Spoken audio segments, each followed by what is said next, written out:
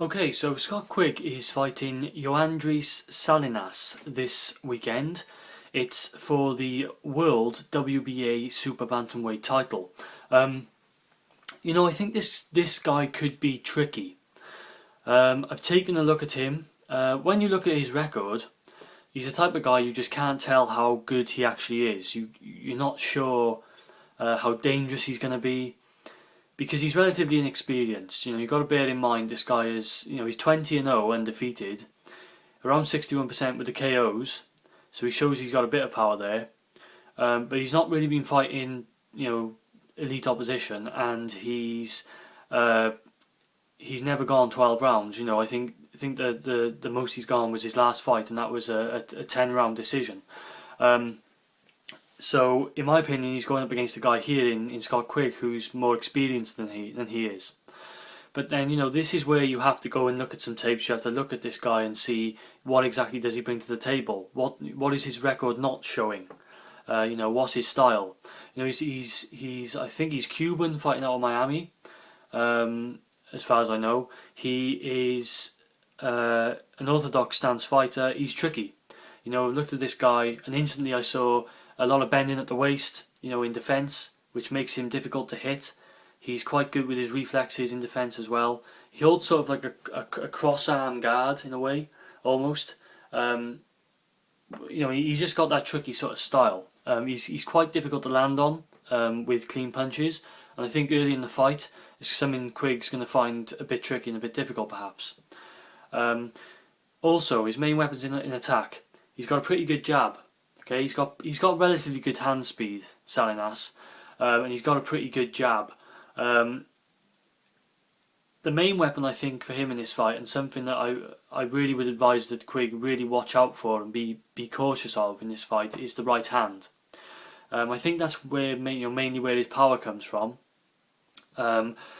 He likes to throw it over the top, and he throws it quite viciously, and he's quite quick with it.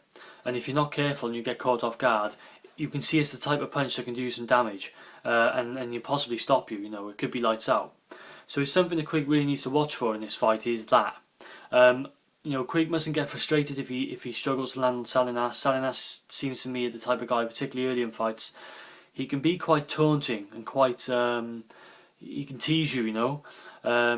He's the type of guy, he looks like he's got a bit of attitude on him, that he likes to sort of like I say, I can't find the word I'm looking for. Frustrate his opponent and get inside their mind a bit, So it's something Quigg needs to look out for in this fight. Scott Quigg, I'm a fan of Scott Quigg. I think he's a very good fighter. Between him and Frampton, I think we got two definitely potential world champions here.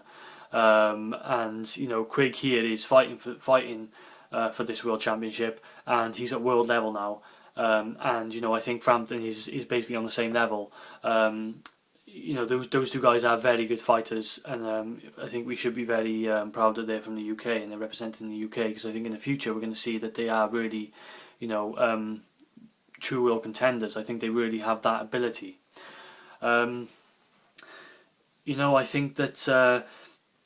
think Quigg takes this fight, and the reason I think he takes this fight is because of his experience.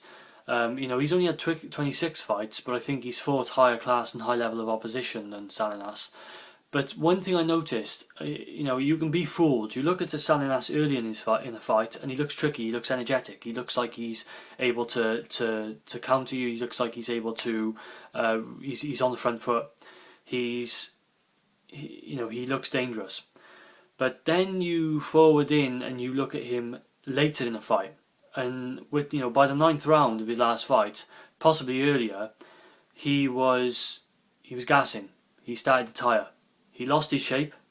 So when he's sort of standoffish and he's got his cross guard, as the fight went on, he starts getting sort of an inside sort of fight, and he's got his hands up here, and he's face to face with the guy.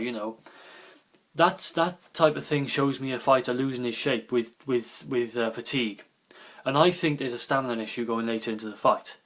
So I think that if Quigg's patient, he just has to box his game, fight his fight, and I think he definitely has the skills to take this guy. He has to be cautious early on, particularly, and possibly for the first half of the fight. I think he mustn't underestimate this guy, and this guy could be a potential banana skin if Quigg's not careful. But I think that Quigg needs to take this into the second half of the fight and then pull away with it. It could end with a late stoppage for Quigg. I'm going to go for Quigg by decision. But either way, I'm really looking forward to it, and I think that because it's a potentially difficult fight for Quigg.